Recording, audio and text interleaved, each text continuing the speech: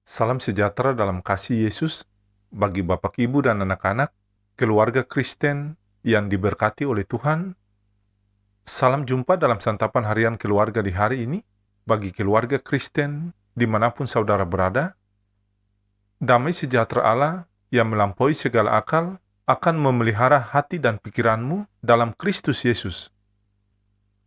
Keluarga Kristen yang dikasihi Tuhan, mari kita berdoa sebelum membaca firman Tuhan.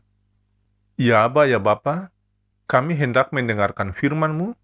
Kami mohon ya Roh Kudus, mampukanlah kami untuk mengerti kebenaran firman Tuhan, supaya di dalam perjalanan hidup kami mau hidup sesuai dengan kebenaran sabda firman-Mu.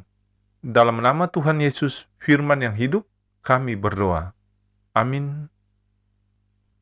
Keluarga Kristen yang dikasihi dan diberkati Tuhan, bacaan firman Tuhan di hari ini terambil dari Kitab Hosea pasal 12 ayat 1 sampai ayat yang ke-7.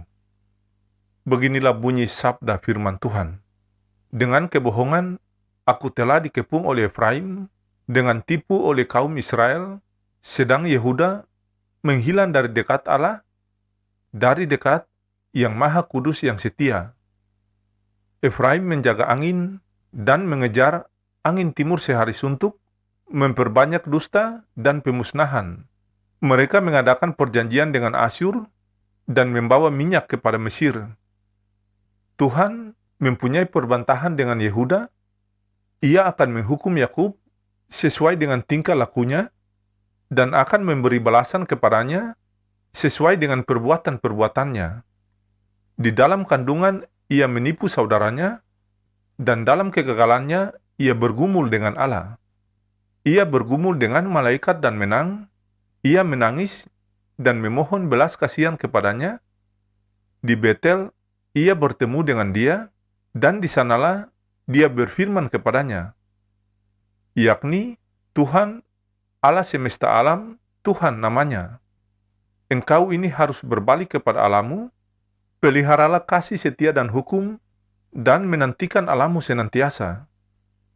Demikianlah sabda firman Tuhan di saat ini. Sesungguhnya yang berbahagia adalah keluarga Kristen yang mendengarkan firman Allah dan memeliharanya. Amin. Bapak, Ibu, dan anak-anak, keluarga Kristen yang dikasihi Tuhan, santapan harian keluarga Kristen di hari ini berjudul Kesempatan Kedua.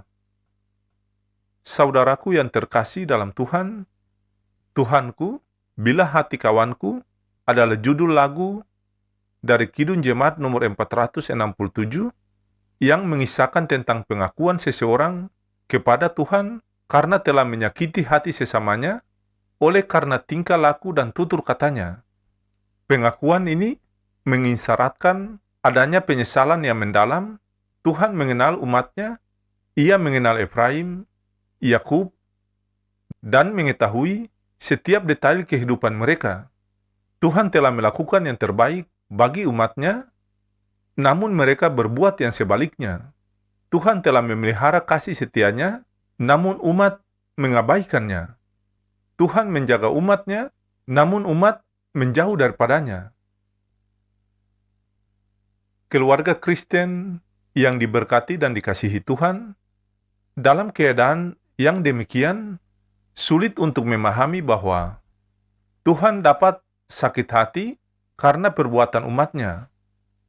Bagaimana mungkin Tuhan yang penuh kasih sayang, panjang sabar, dan berlimpah kasih setia bisa sakit hati?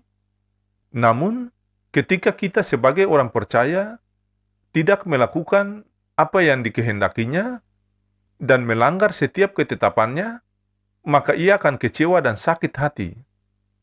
Kenyataan membuktikan adanya fakta tentang anggota keluarga yang saling menyakiti dan menduka citakan hati antara suami istri, orang tua dan anak, bahkan hidup bersaudara.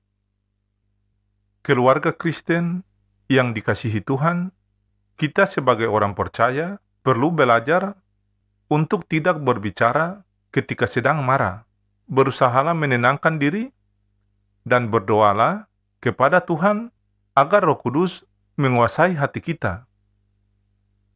Belajarlah untuk terus saling menegur dengan kasih, merendahkan hati, dan mengalah untuk menciptakan hidup yang berdamai sejahtera.